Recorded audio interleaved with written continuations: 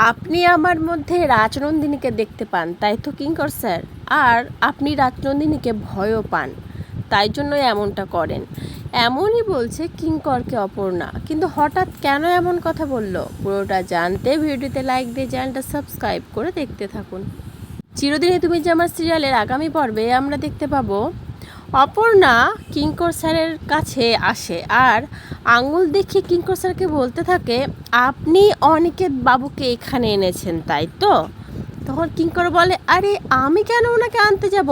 যেখানে আমি জানি উনি আর্য শত্রু, সেখানে আমি আর্য শত্রুকে এই বাড়িতে আনতে যাব? অসম্ভব। কেন এসব মিথ্যে কথা বলছো অপর্ণা? সেখানে আর্য দাঁড়িয়ে থাকে। আর্য সবটা শোনে। আর্য মেলানোর চেষ্টা করছিল যে অপর্ণা কি সত্যিই ঠিক কথা বলছে, কিঙ্কর কি সত্যি সত্যি অনিকেতবাবুকে এখানে নিয়ে এসছে।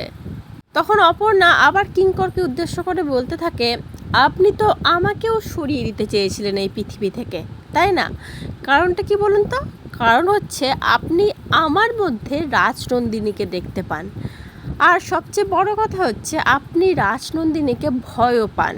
সেই জন্যই এই অপর্ণাকেও সরিয়ে দিতে চেয়েছিলেন। আর অপর্ণার মুখে এরকম সত্যি কথা শুনে পুরো কিঙ্কর চমকে যায়। কিঙ্করের মুখটা পুরো দেখার মতো হয়েছিল, ভয়ে পুরো শুকিয়ে গেছিল। কিঙ্করের মনে হচ্ছিল এই বুঝি অপর্ণা সবটা ধরে ফেলবে।